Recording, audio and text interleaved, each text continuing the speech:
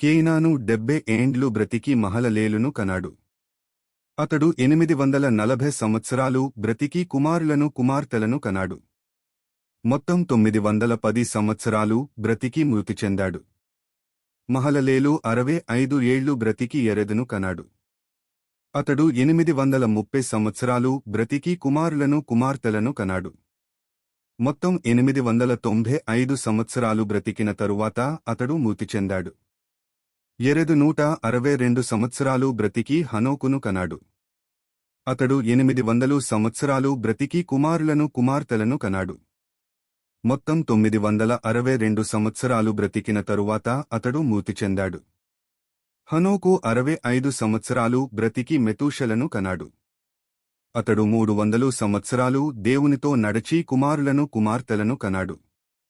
మొత్తం 365 సంవత్సరాలు బ్రతికిన తరువాత దేవుడు అతన్ని తీసుకుని వెళ్ళాడు. అతడు లేకుండిపోయాడు.